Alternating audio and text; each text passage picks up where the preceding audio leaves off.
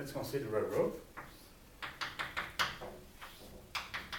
that is suspended between two walls. So this is a rope. And in this rope there's a tension force exerted by the walls, which is denoted by the T, and which is pulling in both directions. Let's also call the density per unit length, the mass per unit length of the rope, rho, and the length of the rope is L.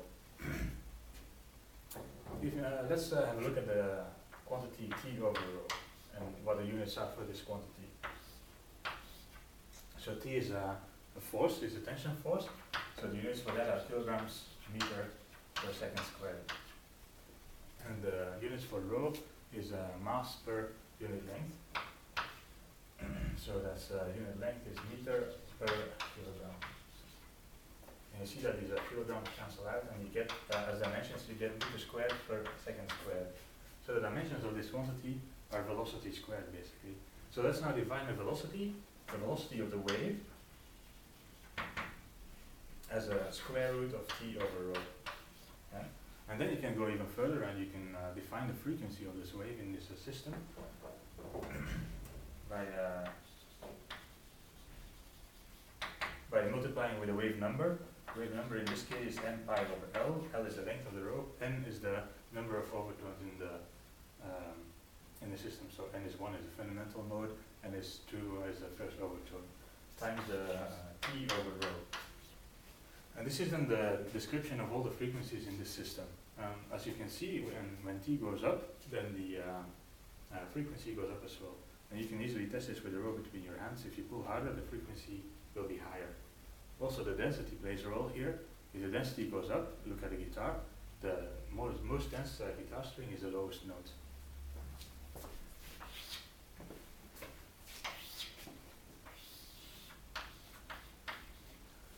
My research is about the sun. The sun is surrounded by a solar corona. And the corona is a diffuse atmosphere outside of the solar sphere as we see it. The solar surface is about 6,000 Kelvin, and the solar corona is about 1 million Kelvin. And this is a puzzle to scientists. Why is the corona so hot compared to the surface? If you go away from a heat source, material should get cooler. And this is not the case. And this is also what my research is about. So what I study are coronal loops. Coronal loops are magnetic extensions in the solar corona, which are filled with higher density material. And they are originating from the photosphere, the solar surface. And they form active regions, and these active regions are the source of space weather, CMEs, and flares. So let's try to describe the oscillations in such a coronal loop.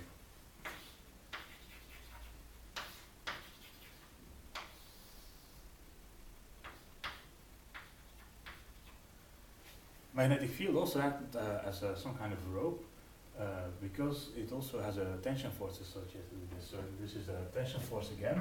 Let's now subscribe it with a letter B to indicate that it's a tension force by the magnetic field.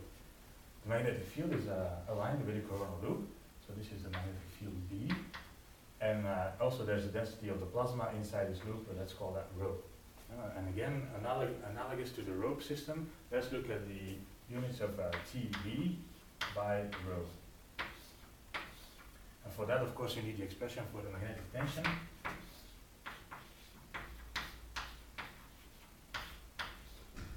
So that's B squared by 2 mu. The units for B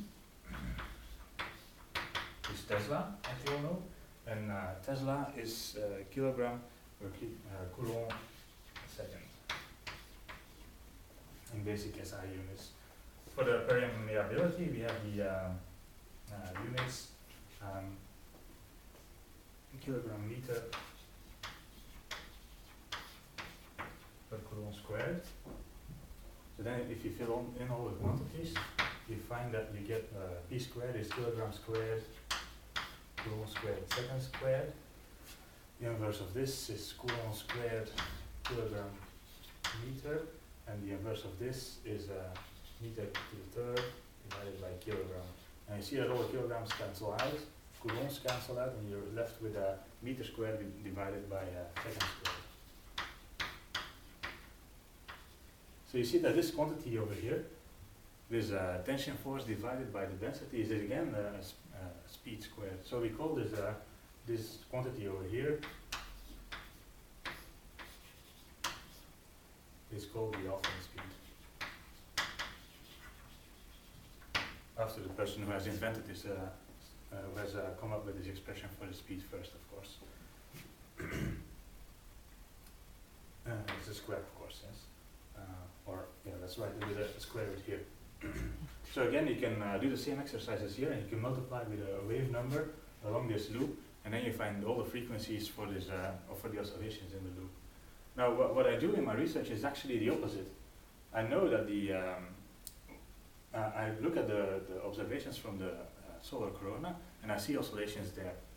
And of course, then we can say, well, these oscillations, they must correspond to one of these frequencies, one of the overtones. And from the observed frequencies, we can then find out, and maybe we can find the magnetic field, or maybe we can find the density. So that's called the technique of coronal seismology.